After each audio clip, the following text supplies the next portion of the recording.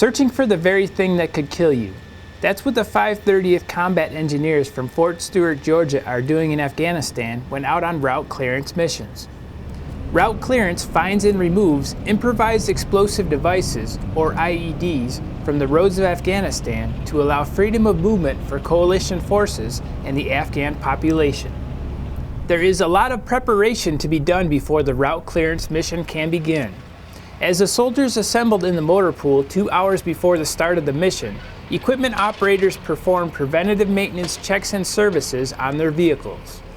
Auxiliary equipment like mine rollers were also connected to some of the vehicles. The combat engineers used more than ground vehicles for route clearance. The Puma is an unmanned aerial vehicle used to recon areas that are outside the line of sight of the convoy. Corporal Jones performs some pre-flight checks on the Puma before it's launched by hand for a test flight. After the equipment is checked, the convoy commander will conduct a mission brief. The mission brief goes over what route will be traveled and lets the soldiers review their procedures. Before the combat engineers mount up, there was a lot of camaraderie. The route clearance family is very close-knit family. I know just speaking within my platoon, we cherish each other because right now we're away from our family, so we've made our family within this element. Sergeant First Class Moore explains how he prepares mentally for such a dangerous mission. Through prayer, really. With our guys, we pray pretty much every time we roll out. We just mentally, you just got to prepare yourself for it because you never know what's going to happen. But you, like anything else, you kind of plan for the worst but pray for the best. So that's what we do to prepare ourselves.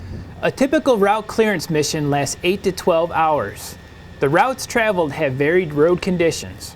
Most of our frame routes are hardball, for instance Highway 4 and some of the other ones. But mostly it's rocky, rugged terrain, real rough on the vehicles.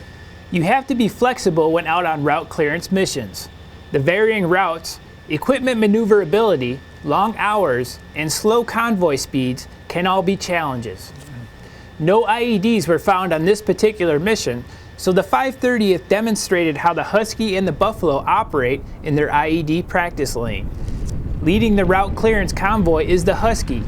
The Husky uses a ground-penetrating radar, or GPR, to find buried IEDs. So we lead convoys, and we're the ones that just has to find the pressure plate, or find the IED, and mark it, back up. Private First Class Sharrock demonstrated the Husky doing its job at the practice lane.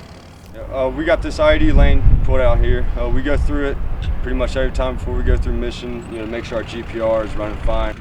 We got a standard pressure plate that we found out here on the route buried. I'm gonna see if I can find this pressure plate. I'm gonna mark it and back it up. After the suspected IED is marked, the Buffalo is used to interrogate the IED. Interrogating IEDs can be deadly. To eliminate soldiers on the ground during an IED interrogation, the Buffalo is equipped with a hydraulic arm which is operated from inside the vehicle. The arm has an air digger, claw, zombie spike, and camera to uncover, inspect, and remove IEDs. The Buffalo moved into the practice lane and was put into action. The hydraulic arm was extended, moved into position, and the air digger was applied. The air digger, what it does, it'll remove any type of moon dust that might be on top of the pressure plate or the suspected jug, actually revealing the IED's location, so we don't have to risk soldiers by accidentally putting the claw down on top of the pressure plate or any type of initiating system. Once uncovered, the IED was removed by the zombie spike on the end of the claw. Removing IEDs from the roads of Afghanistan is a dangerous mission that Sergeant Ellison is proud to be part of. It makes me feel wonderful. I'm glad to be a part of a team that's out there actually reducing these obstacles on the routes and, just allowing freedom of maneuver where we can go get the bad guys and Afghans can travel safely from their house to the local market or wherever they need to go.